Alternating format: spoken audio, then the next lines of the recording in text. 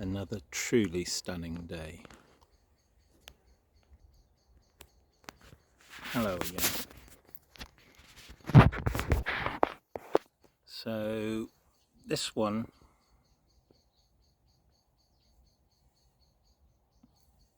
is a bit more difficult. So I want to talk about diagnosis and why it causes a problem for those people that are not able to just accept somebody else's word as to what's happening to them. So I'll preface this by saying very clearly I am not a doctor. I'm not giving anybody any medical advice whatsoever. I'm simply going to talk about my own journey with mental health diagnosis and how I perceive things, and therefore the situations I found myself in.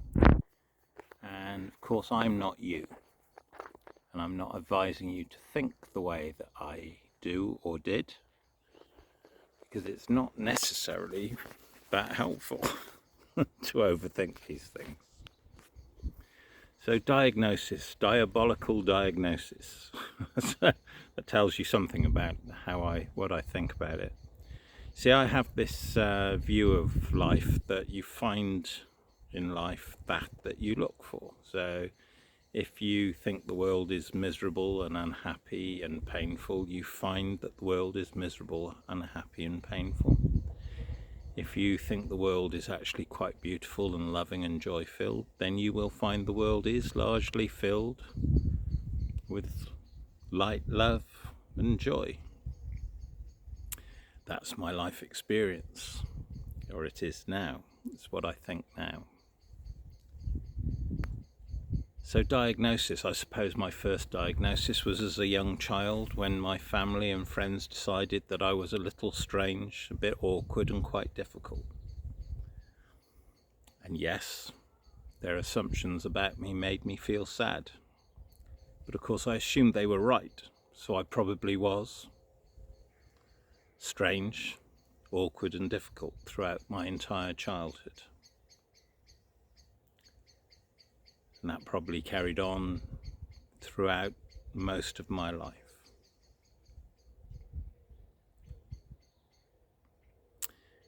When the dysfunctions of being sad, being a bit strange, being a bit awkward and a bit difficult affect your life, every aspect of your life, then you tend to get a bit depressed. Eventually, when the depression is so all-encompassing, it's affecting every aspect of your life, you end up sat in a doctor's chair and they listen.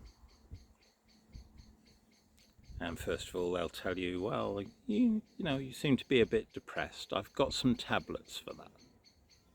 And they'll give you some tablets. And you're meant to go away and take the tablets, believing that they will make you better and feel better, then stop taking the tablets. But of course, if you don't believe those tablets will make you better, or the dysfunction is way too deep to be given a placebo, because very few of these, in my experience, very few of these tablets have the effect that they're expected to have unless you believe they do. It's the placebo effect. It works both ways. If you believe the tablet is going to help you, it probably will. If you don't believe the tablet is going to help you, it probably won't. That's my experience. I am not a scientist, I am not a doctor, but I am someone with a long-lived experience of medication and diagnosis, and that is my experience of it, my personal one. I genuinely believe if you think what the doctor gives you will cure you, it probably will cure you. And I know that because I did not believe what the doctors gave me would cure me, they didn't. Anyway, so the depression doesn't go away, so you go back. And also, one of the functions of long-term depression is occasionally you try and get yourself out of it. So you G yourself up. You probably make poor decisions, both about your actions and who you spend time with, and you self-medicate. As an adult, you probably put alcohol in your system, or maybe other substances, and that creates a swinging experience of depression and manic behavior. And then you sat in front of the doctor and they decide that you're a manic depressive. If, like me, you take the tablets but you do the research and find out that most of those tablets weren't designed for mental health, they just found that they helped people with mental health when they were given to them in tests, usually in mental hospitals, just because they were convenient to trial the drugs on.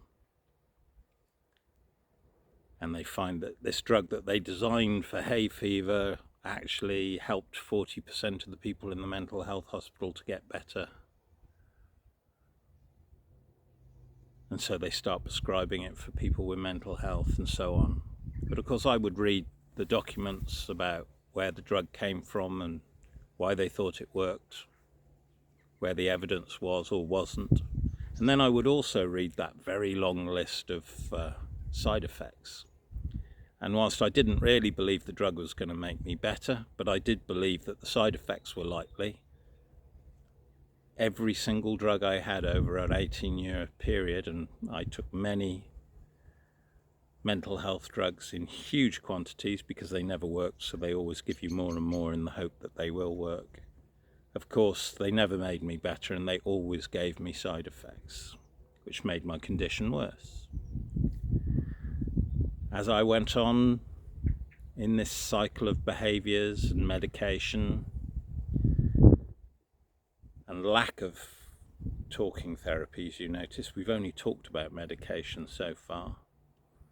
Then I, of course, my behaviour got more extreme, so I'd start displaying aspects of depression at the same time as being manic, doing daft things, ripping kitchens out of my house, then being too depressed to put the thing back together again and not functional enough to put the thing back together again for months on end.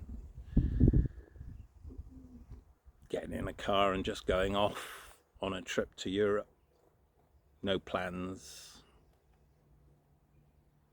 no money, all sorts of daft things. Buying thousands of pounds worth of whatever fad I'd got into with no money to pay for it and huge amounts of debt. And so it goes for people with mental health, and especially if they've got mania and depression. Well, certainly that was the way it was for me. So then I'm sat in front of the doctor and I'm now given the diagnosis of mixed affective disorder. You know, when they give you an illness whose acronym is MAD, MAD, that you've really gone and got the gold star, don't you?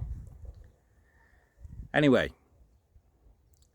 so because I believe that you basically find what you look for in life, and I was looking for why the drugs didn't work and what side effects they would cause me. Of course, they didn't work and they caused me side effects. And this is not the experience of everybody with mental health illness.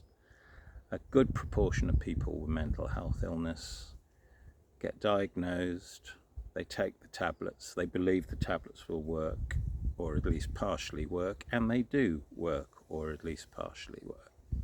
It wasn't my experience, and we've talked about why I think that is.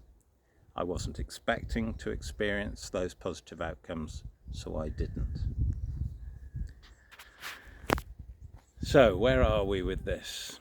Well, the advantage of being deemed so mentally ill that they would shovel so many tons and hundreds of thousands of pounds worth of drugs down my throat, making me increasingly ill, was that eventually I was given access to talking therapies, and relatively high level talking therapies and occupational health therapies and so on. Now, I always believed that you could not cure a mental health illness just through medication. I thought you needed to talk about it in order to deal with it. So, not surprisingly, once I started accessing talking therapies, and not all talking therapies are the same or equal, like all medication, not all medicine works the same or equally as well, even when you believe in it. I was able to gradually work my way through various people and options for talking therapies. I've personally found that largely one-on-one psychological support was the most beneficial. I found it very difficult to be in group therapy. It usually exacerbated my condition rather than aided it, because I didn't want to be around people. Of course, it exacerbated my condition. I didn't want to be around people. I found it uncomfortable, therefore it made me worse. I was able to rationalize that out over time with the help of one-on-one talking therapies, and in the end I was able to sit in groups and find some benefit from it, but I never was comfortable with it, and in the end I made sure that though any group situation would finish quite rapidly.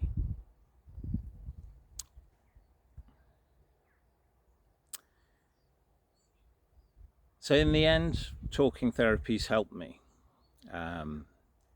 Do I believe you can fully recover from mental health illness?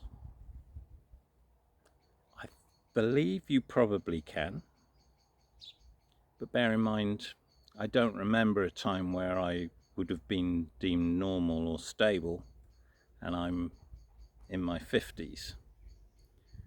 That's a lot of undoing in terms of subconscious as well as conscious behaviors and patterns. So I'm not there yet. Those that love me will know that I'm a rather unique individual, and I really only find stability through the support and love and protection that I'm currently gifted. That's not to say that will always stay the same. What was the point of this video? Well, I suppose I had in my mind, there's two aspects of it. One is the life, the universe and everything thing, which is I think you tend to find in life exactly what you look for, or something very similar.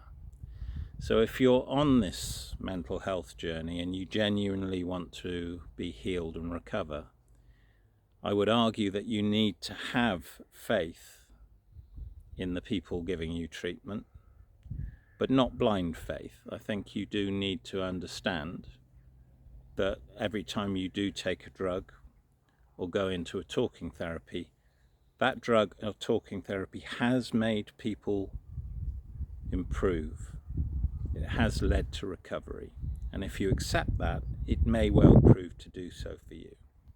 I think if, like me, for decades upon decades, you view everybody and everything with suspicion, and you don't believe it's actually going to do you good, and you do believe it's likely to do you harm, then that is also what you will find. So, delightful diagnosis or diabolical diagnosis? I think if you think having a label that someone says, this is what you've got, this is what we can do about it, this is how we can help, if you believe them, then whatever you undertake with those people, I think, will help you. I think if you think diagnosis is diabolical and you don't trust the diagnosis or the people giving it to you, or the medications they give you, or even the talking therapies they give you, then it won't help you. If you treat it like an enemy, it'll act like an enemy. If you treat it like a friend, it'll act like a friend. I think that's the message I wanted to give. Yet again, I state this is about my own experience. I am not a doctor, I'm not a psychologist. I'm a person with a lifetime of mental health issues, and I'm talking purely from my own experience. I hope the fact that I can look at what I've been through from both points of view and see why things may have helped and why they may not have, and why it might be different for other people if they view those things differently. I hope that idea can help you. I think I've said enough for now. There's much more that could be said on the subject, but as I say, I'm not an expert other than through my own lived experience, and I'm not trying to persuade you to one side of an argument or another. I'm just simply trying to put forward the two different ways that I've perceived my treatment, and the fact that I only started recovering when I started having faith in the aspects of treatment that I was receiving. And I stopped the aspects of treatment that I didn't have faith in, because as far as I could see, they were never going to do me any good. That may change. I may find going forward that there is some aspect of my condition that I believe could be helped by medication, in which case I would take it. I take blood pressure tablets, for example, but I don't take diabetes support. I do something else for that. I think I've said enough. Hopefully this helps and doesn't hinder. The intent is that it helps you frame how you might view your own condition in a helpful way rather than an obstructive and difficult way. I think you'll find healing where you decide to find it, and you won't find it where you don't have any faith or trust. Enough said. Maybe we'll talk again. Goodbye.